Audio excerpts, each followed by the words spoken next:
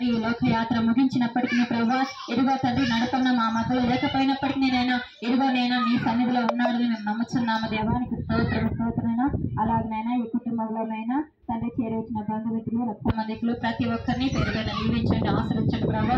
అవును తండ్రి నైనా ఒకని జన్మదినము కంటే ఒకని మరణ దినమే మేలు అంటున్నావు ప్రభా.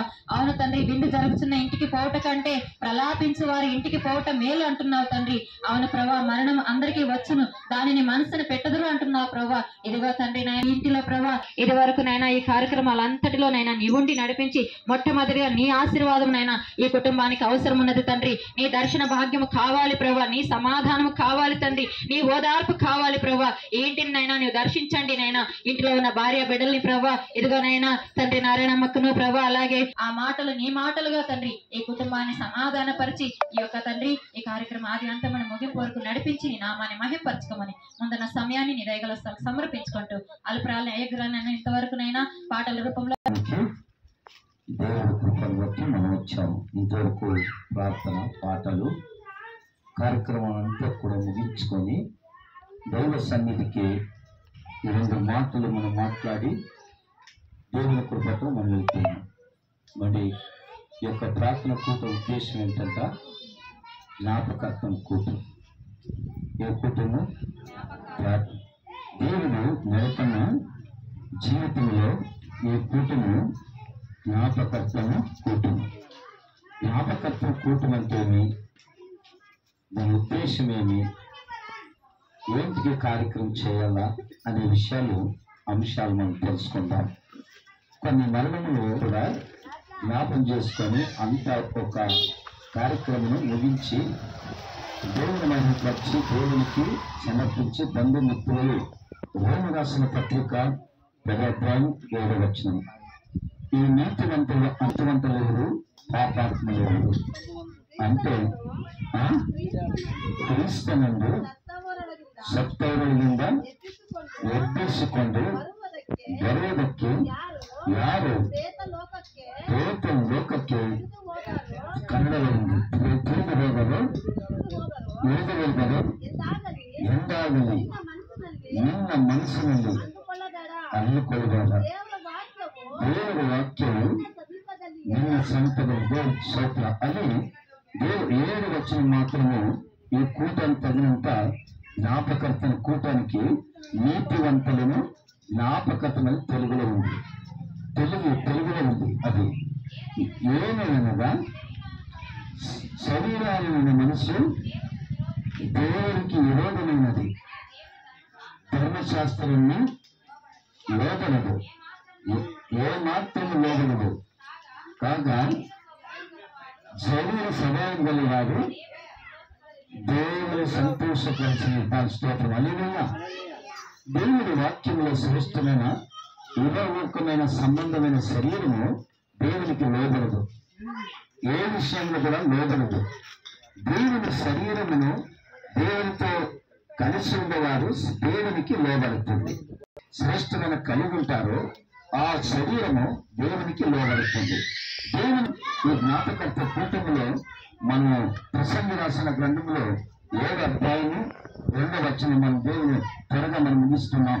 ఈ శరీర కార్యములు మనకు అనేకమైన విషయాలు అంటే కొన్నిసార్లు అన్ని జనములు ప్రజలు ఏమంటారంటే నేను మరణకరమైన ఇంటికి నేను సుగంధ తైలక్కింత ఒళ్ళ ఎసరు ఉత్తమం, జనన దినక్కింత మరణ దినవే లేసు, ಔತಣ ಮನೆಕ್ಕಿಂತ మరణದ దుఃఖದ ಮನೆಗೆ ಹೋಗುವುದೇ లేసు. అంటే ఇక్కడ 3 భాగాలు మనం చూస్తున్నాం. ఒకటి, జీవితంలో మనం తెలుసుకునే ఒక కార్యక్రమం ఏంటంటే దేవుని పిల్లలైన మనము ఈ లోకంలో మరియు జనన దినముల కంటే మరణ దినములు కొంతమంది నేను మరణించిన నేను వాళ్ళ ఇంటికి పోను, లేకపోతే నేను ఫోన్ చేయను, లేకపోతే నేను ముట్టును, నేను అది చేయను అనే విషయాల గురించి అంటున్నారు. అయినా దేవుడు ఇక్కడ ఏం చెప్తున్నారంటే ఎవరైతే దుఃఖకరం ఉన్నారో, ఎవరైతే మరణించినారో ఆ ఇంటికి నువ్వు వెళ్ళాలి. నీకు ఐశ్వర్యం ఇంటికి పోతే నువ్వు పోయే అవసరం లేదు. నీ గొప్పవాని ఇంటికి అవతలను సిద్ధపరిచిన ఇంటికి వెళితే అది నీకు ఏది కూడా ప్రయోజనం ఉండదు.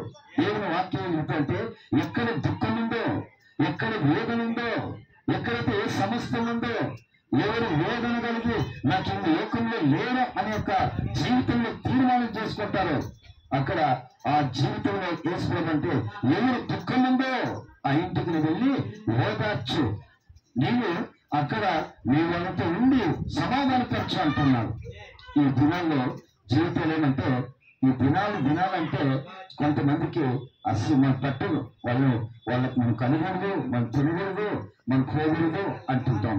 కొన్ని విషయాలు మన బంధువులే, మనమే ఒకటే రక్త సంబంధం కలిగిన వారు అలాంటి ఒక జీవితం ప్రభు ఈ బైబిల్లో అలాంటి ఒక స్వభావం లేకుండా అందరూ కలిసి నీకి మరణం ఉంది, నాకి మరణం ఉంది, నీకి పాపం ఉంది, నాకి పాపం ఉంది, నా శరీరంతో జీవితంలో ఈ లోకానుసారంగా మనల్ని ఏదైనా ఒక రూపంలో తీసుకొని బంధు మిత్రులు స్నేహితు అనే భావం నుంచి అక్కడ మన భేదభావం తీసుకొని వచ్చి ఆ సెంటర్లో పెట్టి మనం ముఖపద్ధతిగా చేసి మనల్ని కనిపించేసి ఆ శాతాన్ని మనల్ని లాగుతూ ఉంటుంది.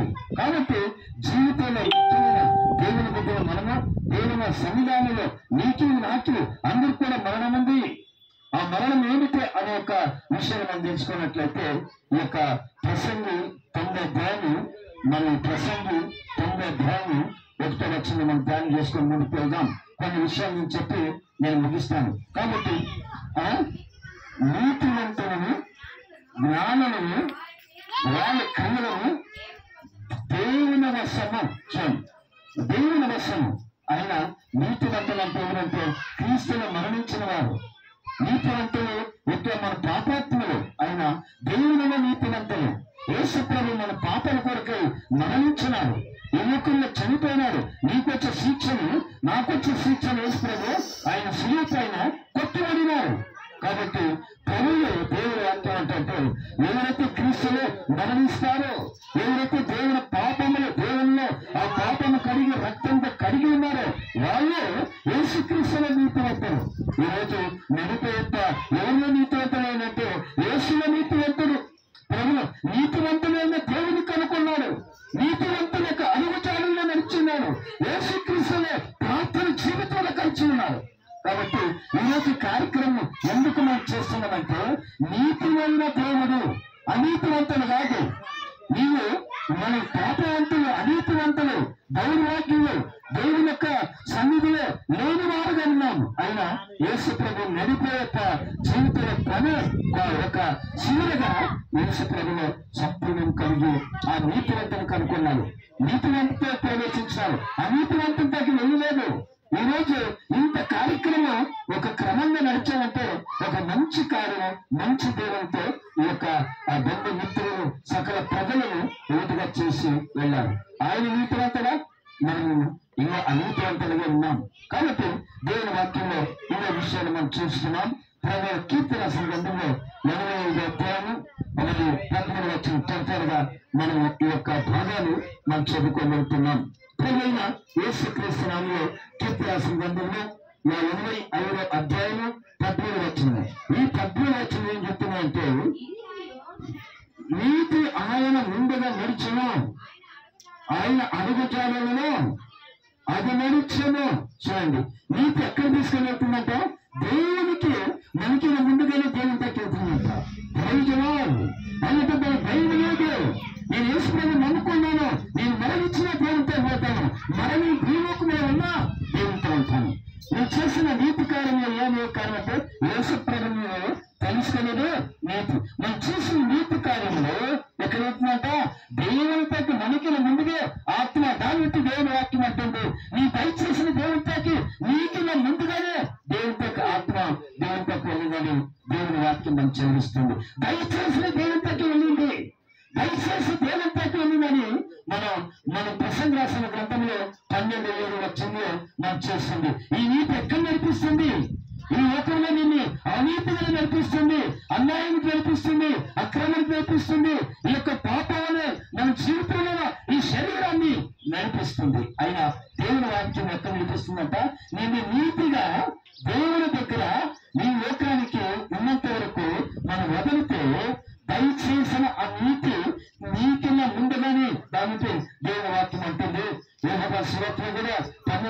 అనేది నీ గుడారములు అంటే ఈ లోకంలో నీకు నివాసం లేకపోవచ్చు, నీకు ఇల్లు లేకపోవచ్చు, వాకులు లేకపోవచ్చు, నిన్నెవరు ప్రేమించలేకపోవచ్చు, నిన్నెవరు చేర్చుకోలేకపోవచ్చు. అయినా యేసు ప్రభు నేను చేర్చుకున్నాడు.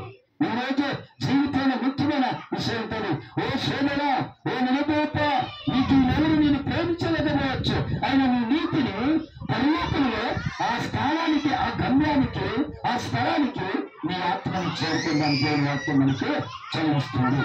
దయచేసిన దేవుడితో అక్కడ ఈ విషయం అక్కడ పోతున్న ముందుగానే మనం అక్కడ చూస్తున్నాం. నీ నీతి ఎక్కడ నిలిపించింది? నీ నీతి ఎక్కడున్నది? ఈ లోకంలో నీకు నీతి లేకపోవచ్చు, నీతి మార్గంలో నీ మాట వినుకోకపోవచ్చు. అయినా దేవుడి వాక్యం మనం చెల్లిస్తుందంట. యేసు ప్రభు నీతివంతుడు, సర్వశక్తివంతుడు, గొప్పవాడు. నీ లోకంలో నీ శరీరమైన మట్టికి ఉన్న అక్కడ ప్రసంగాలు మనం చూడమా? అది మన్నది వెనకటవలని మరణ భూమికి చేరును ఆత్మ దయచేసిన దేవుడితో నీ నీతి ఎక్కడుంది? దేవుని ఎత్తుకి నడిపించింది. Praise Lord. ఎంత చక్కని మాట మనకి దేవుడు చెప్తున్నారు. నీ నీతి, నీ ప్రార్థన, నీ ప్రయాసము, నీ జీవితము, నీ కష్టము, నీ సమస్యలు కూడా ఎక్కడ నడిపించిందట? దేవునితో నడిపించడానికి. దానితో మనం యేసుప్రభుని నమ్ముకోవాల్సింది, యేసుప్రభుని ప్రార్థించాల్సింది, దేవునితో మనం రావాల్సింది. ఎందుకంటే ప్రయాసపడి భారం మోసుకున్న సమస్యల నీ నీతి మార్గంలో వెళ్ళాలంటే, పరలోకానికి నీ ప్రయాణం చేయాలంటే నేను నా దగ్గరికి రాండి అంటున్నాడు. కాబట్టి ఈ సమయంలో యేసుక్రీస్తునామములో దాని ప్రాణం చూస్తున్నాం. నీవు నీ నీతి ఎక్కడ నిలిపిస్తున్నంట?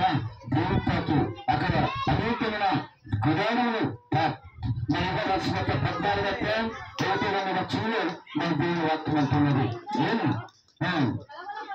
నీవు భయపడవద్దు, నీ దౌత్యం వద్దు, నేను దేవుని నన్ను తండ్రి అనేకమైన నివాసములున్నాయి. నీతివంతులకి అనేకమైన పరలోక నివాసం.